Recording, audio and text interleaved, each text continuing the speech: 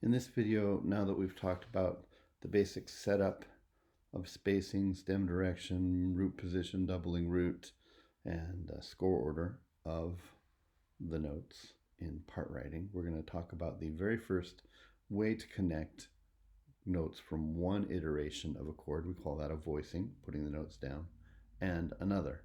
In this case, we're going to keep the chord the same. Okay, but what happens when you have the same chord, but the melody note or the soprano changes? Okay, there's connection methods for this. So to begin with, just to keep this simple, I'm going to do these all in the key of C for you, and we're going to be on a one chord. Later on your exercises, you'll be using different chords, but the principles still apply, different keys. So if I'm on a one chord, I'm on a C chord, and I'm going to need C, E, and G, and another C because we double the root. Plus, C is going to be my lowest note. One thing we haven't talked about here is ranges of the voices. We'll deal with that in a different video. I felt like the last video at 10 minutes was long enough, and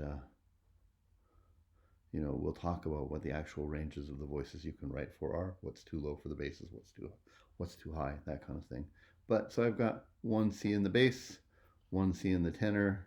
I'm going to put an E right there in my altos, and I'm going to put a G right there. And notice that I have root, third, fifth, and a doubled root. Okay, that's why my checklist is right there. And I have root in the bass. So I'm root position, and I'm doubling the root, and the chord is otherwise complete. All right, now what happens if this soprano note goes from there to there? And you're on the same chord still. So we went from here to there. Okay, your melody changes. We have different connection methods or formulas, right, that we do this. And the formula is this. We're going to use something called, affectionately, move with soprano. Your textbook doesn't always have great names for these. Sometimes they make you memorize the name as everything you actually do. We're going to call this move with soprano. If the sopranos decide that they want to go up, then everybody else goes up as well. So notice that the sopranos have jumped from the G to the C, which is the next note up in the chord, right? C, E, G. If that's the case, then the altos say, hey, the sopranos let out, let's go to the next chord up as well. And same thing with the tenors, just like that, right? Now, here's the funny thing. The basses are antisocial. So sopranos say, let's all go up. And they say, yeah, let's go up. And they go, yeah, let's go up, right? But the basses are like, nah, I don't think so. And they just stay right there. So the definition of move with soprano is when the sopranos go up or down, doesn't matter, whichever direction they go, the alto and the tenor move in the same direction, each going to the next chord tone. The basses do nothing, right? They're sitting in their basement just playing video games, and they're like, let's go out to the club. Yeah, let's go to the club. Yeah, let's go to the club. No, I don't think so, right? We're just going to keep playing, all right? Move with soprano. All right.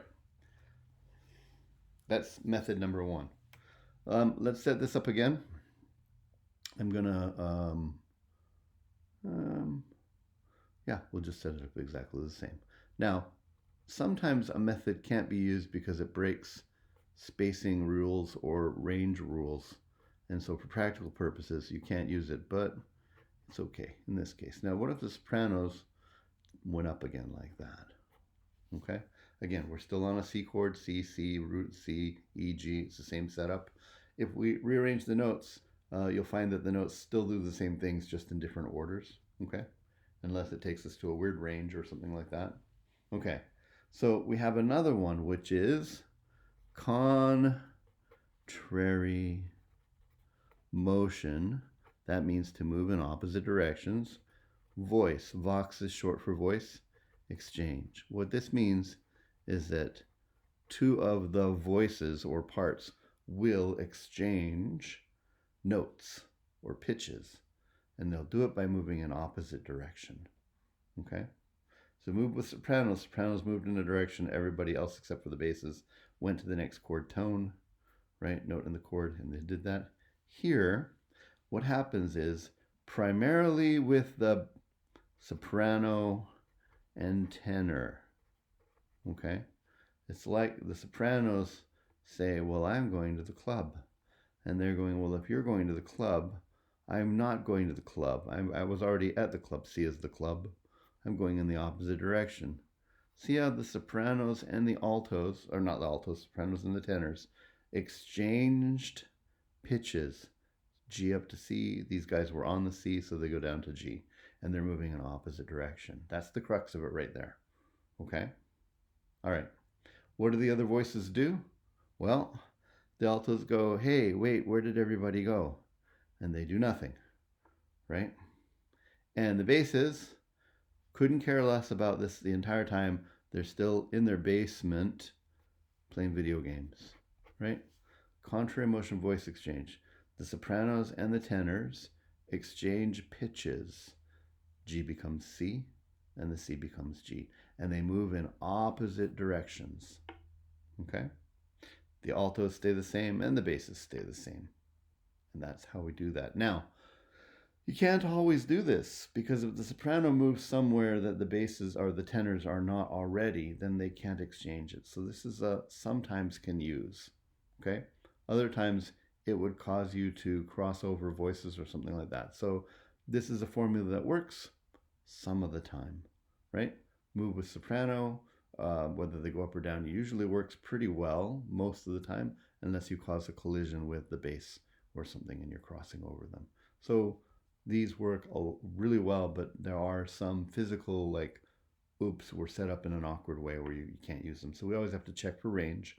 We always have to check to make sure that we're actually changing, pitch names with the tenors and the sopranos, right? And we have to make sure that our spacing is always good. So these original setup things can't be broken. All right. I guess the last one here that we want to talk about is similar motion. Now, the difference between similar and contrary motion, two voices moved in opposite directions.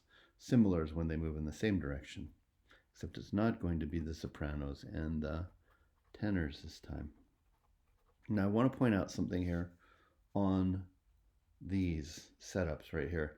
Notice that when the soprano moved, and they could have gone down, it doesn't really matter, but they moved to the next chord tone, right? They didn't jump super high or super low or something like that. They went to the next note in the chord in whichever direction they were going. Like we could go backwards. It's going to the next chord note, down, down, or up. But if your soprano was going to jump more than one, okay, in other words, used for a big leap in the soprano, then we could use this. This is only used, okay, so this is soprano and tenor. This is going to be soprano and alto. And it's only used for big skips in the melody, okay?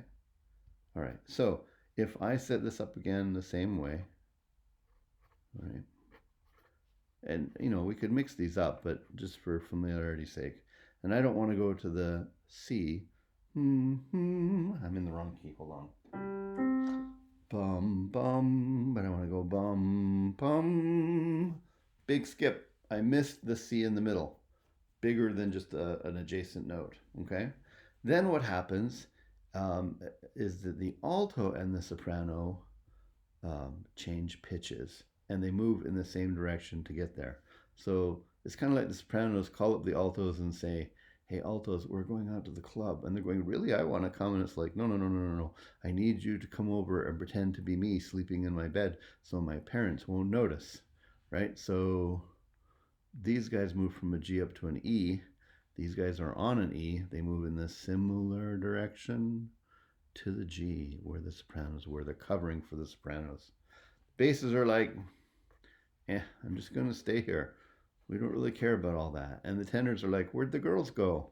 I don't know. Guess we'll just hang out with the basses. For some reason, the video cut out, so I'm not sure how much we lost of that. But basically, sopranos go up, missing a chord. This can only be done when the soprano moves to a note that the tenors had, and they can move in opposite direction. It doesn't matter which way, but the opposite direction of each other, and then the other ones stay put. This can only be done, well, it can be done a lot of the time if it's just an adjacent note skip, as long as you're not getting us into ranges where people can't sing because it's too high or too low, or crosses down across the bass or something like that. So all the time we have to set up the chord correctly with doubled roots, root position, and a complete chord. And then we'll get doubled roots in a complete chord, in this case C, C, E, and G, C, C, E, and G, C, C, E, and G, right? Still root position, still doubled root, still complete chord, right?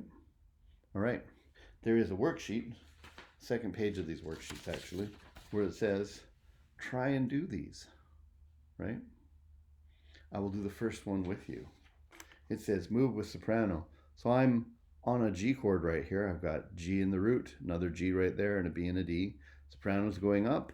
So move with soprano, the basses do nothing, right?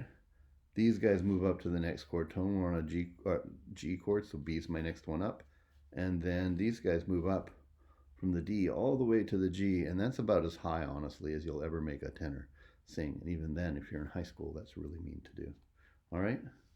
You're going to do all of these the same, method by method. And I will, of course, put an answer key up for this later so you can check. But try and do it by reviewing what these are step by step and applying them correctly. Good luck.